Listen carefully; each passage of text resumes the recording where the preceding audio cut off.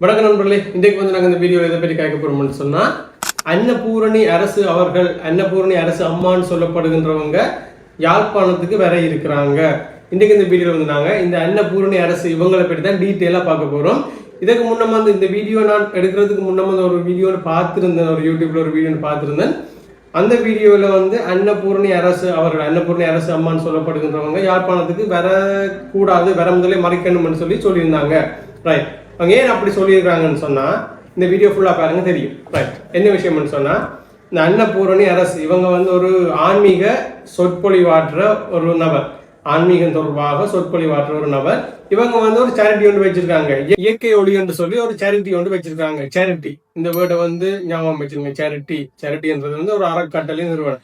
இயற்கை ஒளி என்ற பேர்ல ஒரு சேரிட்டி ஒன்று வச்சிருக்காங்க. அந்த சேரிட்டிக்கு கீழே தான் இந்த அன்னபூரணி அரசு பீடத்தை நிறுவி இருக்கிறாங்க. அந்த சேரிட்டிக்கு கீழே இயங்குற ஒரு விஷயம் தான் இந்த அன்னபூரணி அரசு என்று சொல்லப்படுகிற அந்த ஒரு அமைப்பு.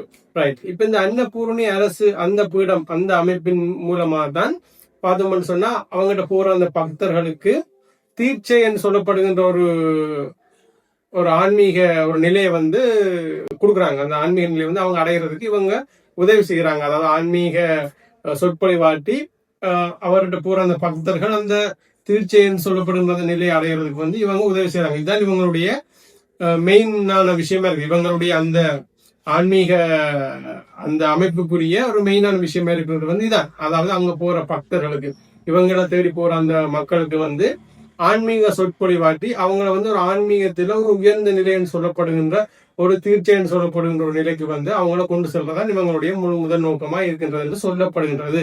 ரைட், இந்த சேரிட்டியில நாங்க இருக்கிற நல்ல விஷயங்கள் என்று சொல்லப்படுகிற விஷயங்களை பார்த்தோம்னு சொன்னா, மக்களுக்கு அன்னதானம் வழங்குறது, கல்விக்கு உதவி செய்யறது, ஆதரவற்றோருக்கு உதவி செய்யறது, ஆதரவற்ற முதியோருக்கு உதவி செய்யறது, இப்படியான சில விஷயங்களை இந்த சேரிட்டி மூலம் செஞ்சு இருக்கிறாங்க. இந்த சேரிட்டியை எப்ப இவங்க நிறுவி இருக்காங்கன்னு சொல்லி பார்த்தோம். இந்த சேரிட்டி இவங்க நிறுவுறதுக்கு முதல்ல இவங்களை பற்றின ஆரம்ப வாழ்க்கையை பார்த்தோம்னு சொன்னா என்னென்ன மாதிரி இவங்க இந்த ஆன்மீக வழிக்குள்ள வந்திருக்காங்கன்னு சொல்லி பார்த்தோம்னு சொன்னா, சிவகங்கை மாவட்டம் நாட்டரசன் கோட்டையில தான் இவங்க பிறந்திருக்கிறாங்க. அதாவது பழனியப்பன் சீதைன்னு சொல்லப்படுகின்ற தம்பதிக்கு 4வது பெண் குழந்தையாக இவங்க பிறந்திருக்கிறாங்க. இவங்க பிறந்து ஆரம்ப கட்டத்துல பார்த்தோம்னு சொன்னா எல்லாரும் மாதிரி தான் இவங்களோட லைஃப் இருந்திருக்கு. அதாவது படிப்பு, விளையாட்டுன்னு சொல்லிட்டு இவங்களோட லைஃப் இருந்திருக்குது. இவங்களுடைய 19 வயசுல இவங்களுக்கு திருமணம் செஞ்சு வச்சிருக்காங்க இவங்களுடைய வீட்டுக்காரர். 19 வயசுல இவங்களுடைய இந்த திருமணம் முடிஞ்ச பிறகு இவங்களுடைய இந்த திருமண வாழ்க்கையை பார்த்தோம்னு சொன்னா அது ஒரு சந்தோஷமான வாழ்க்கையாக அமையல. அது ஒரு பிரச்சனைக்குரிய வாழ்க்கையை அமைஞ்சிருக்கு. அதை பற்றியும் இவங்களுடைய பேரண்ட்ஸ் கிட்ட பெற்றோர்கிட்ட முறையிட்டு இருக்காங்க. ஆனா அவங்க சொல்லியிருக்காங்க, என்னதான் பிரச்சனை இருந்தாலும் நீங்க கணவர்கிட்ட வீட்டுலதான் இருக்கணும் சொல்லி இவங்க சொல்லியிருக்காங்க.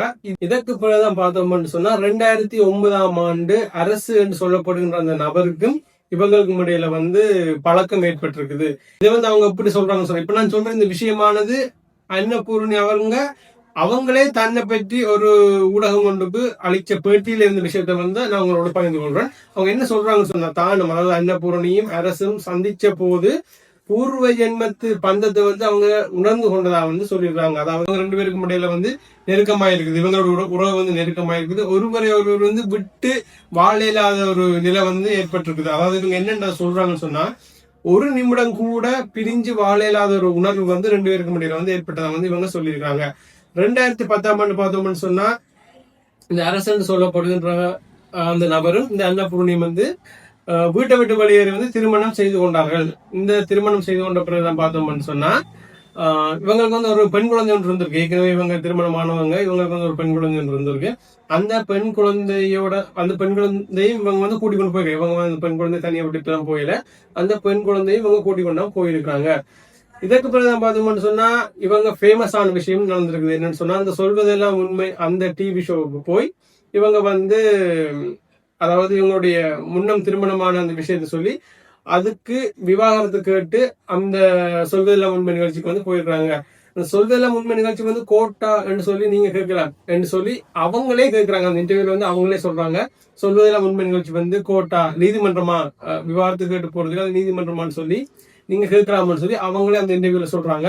ஆனா அந்த இன்டர்வியூல பார்த்தோம்னு சொன்னா, அவங்க அப்படி சொன்னதுக்கு என்ன ரீசன் சொன்னா, அவங்களுக்கு அந்த சொல்வதெல்லாம் நிகழ்ச்சிக்கு போய் தங்களுடைய பிரச்சனையை முறையிட சொல்லி இயற்கையை தங்களை வழி நடத்தியதாக அவங்க சொல்லியிருக்காங்க. அதாவது இயற்கை தான் தங்களுக்கு உதவினதாக, தங்களுக்கு வேற விஷயம் ஒண்ணு தென்படையில அந்த சீத்தமிழ் சொல்வதெல்லாம் உண்மை அந்த நிகழ்ச்சி தான் தென்பட்டதாக வந்து அவங்க சொல்லியிருக்காங்க. அந்த நிகழ்ச்சிக்கு போய் அவங்க தங்களுடைய அந்த குடும்ப பிரச்சனையை வந்து அவங்க பொது வழியில கதைச்சாங்க.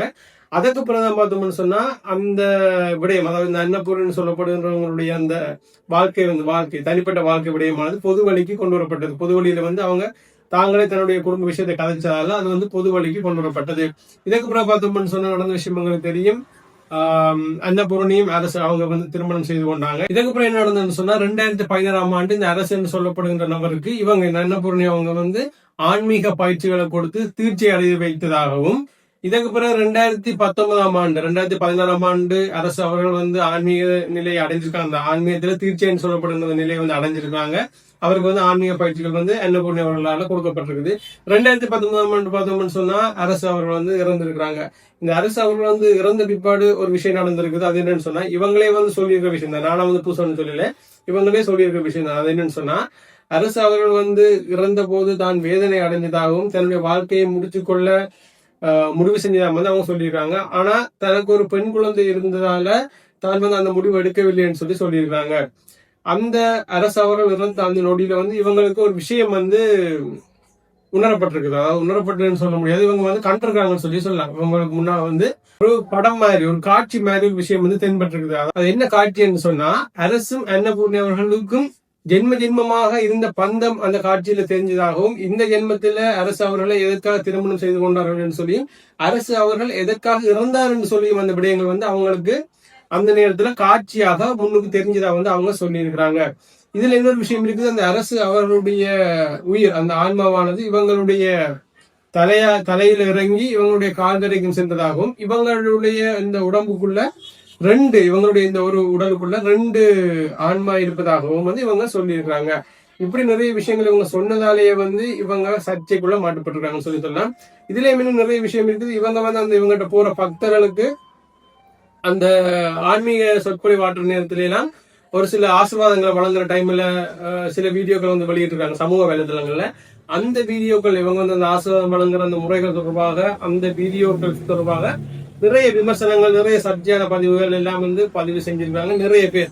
அரசு அவர்கள் 2019ஆம் ஆண்டு இறந்த பிறகு பார்த்தோம்னு சொன்னா இவங்க 3வது முறையாக திருமணம் செய்து கொள்றாங்க. 3வது முறையாக யார் திருமணம் செய்து கொள்றாங்கன்னு சொன்னா அந்த இவங்களுடைய அந்த அன்னபூர்ணி அரசு பீடம் அந்த அமைப்பில, அந்த சேரிட்டிக்கு கீழே இருக்கிற அந்த அமைப்பில வேலை செஞ்சு கொண்டிருந்த ஒரு ஊழியரைத்தான் இவங்க வந்து திருமணம் செய்து கொள்றாங்க.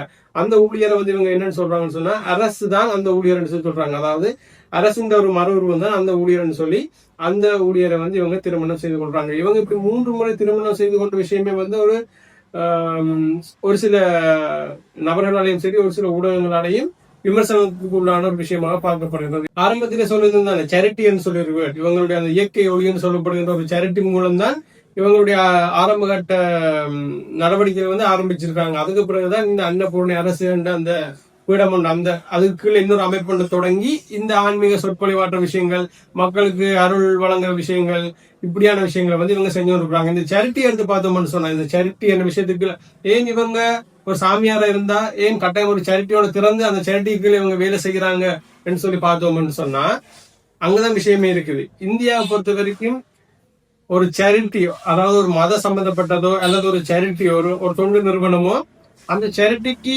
வழங்கப்படுகின்ற நிதி நன்கொடைகள், அந்த சேரிட்டிக்கு அந்த சேரிட்டி பெற்றுக்கொண்டு இந்த வருமானம் இருக்குதானே, அந்த சேரிட்டிக்கு வர மொத்த நிதியில வந்து 85% நிதியினை வந்து அந்த சேரிட்டிக்குரிய செலவுகள், அதாவது அந்த மதம் தொடர்பாகவோ அல்லது அந்த தொண்டு நிறுவனம் தொடர்பாகவோ அதை வந்து செலவழிப்பதாக கணக்கு காட்டினால் அந்த 85% நிதிக்கு இந்தியாவில டாக்ஸ் இல்ல.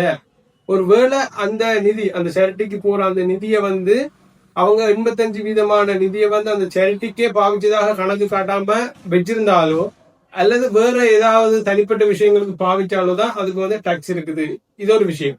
இப்ப 85% நிதி போக மிச்சம் இருக்கிற 15% நிதிக்கு என்ன கட்டணும்னு சொல்லி பார்த்தோம்னு சொன்னா அந்த 15% நிதியும் வந்து அவங்க தங்களுடைய எதிர்கால தேவைக்காக ஒதுக்கி வைக்கலாம். அந்த 15% நிதிக்கும் எந்த விதமான டாக்ஸும் இல்லை. அப்பே இந்த அன்னபூர்ணி மட்டும் இல்ல, நிறைய சாமியார்னு சொல்லப்படுகின்றவங்க, நிறைய இப்படியான விஷயங்கள் செய்யறவங்க பார்த்தோம்னு சொன்னா ஒரு சேரிட்டி என்ற ஒரு விஷயத்துக்குள்ளதான் நிறைய இப்படியான விஷயங்கள் வந்து நடைபெற்று கொண்டிருக்கிறது. இதுல வந்து எல்லாரையும் வந்து நான் குற்றம் சொல்லல. ஒரு சிலர் சொல்றதெல்லாம் ஒரு சில சாமியார்கள், ஒரு சில சாமியார்கள் சொல்லப்படுகின்றவர்கள் வந்து பெரும்பாலும் பார்த்தோம்னு சொன்னா இந்த சேரிட்டி என்ற ஒரு விஷயத்தை தொடங்கி அந்த சேரிட்டி கீழே தான் அவங்களுடைய மிச்ச வேலைகள் முழுக்க மிச்ச அமைப்புகளை தொடங்கி மிச்ச வேலைகள் முழுக்க செஞ்சு கொண்டிருப்பாங்க. அதாவது வேறு நாடுகளுக்கு போறது, இப்ப இவங்க இந்த யாழ்ப்பாணத்துக்கு வர மாதிரி வேறு நாடுகளுக்கு போறது, அங்க புதுசா ஒரு பிரான்ச் ஒரு பிள்ளை என்ற தொடங்குறது, அங்க ஒரு பக்தர் கூட்டத்தை உருவாக்குறது, அங்க நிதி சேகரிக்கிறது, இப்படியான விஷயங்கள் எல்லாம் வந்து செய்வாங்க. அந்த சேரிட்டிக்கு கீழே தான் இது எல்லாமே வந்து இவங்க செய்வாங்க. ஏன்னு சொன்னா இந்த டாக்ஸ் பிரச்சனை சேரிட்டிக்கு போற நிதி எல்லாமே பார்த்தோம்னு சொன்னா இந்தியாவை பொறுத்த வரைக்கும் 85% நிதினை வந்து அவங்க சேரிட்டிக்கே பாவிச்சதாக கணக்கு காட்டினாங்கன்னு சொன்னா அங்க டாக்ஸ் இல்ல, அந்த நிதிக்கு எந்த விதமான வரியும் இல்லை, அந்த வரியிலிருந்து அவங்க தப்பித்துக் கொள்ளலாம். அது மட்டும் இல்லாம சேரிட்டியை பொறுத்த வரைக்கும் நிதி சேகரிக்கிறது வந்து மிக மிக மிக ஒரு இலகுவான விஷயமாகும். ரைட்.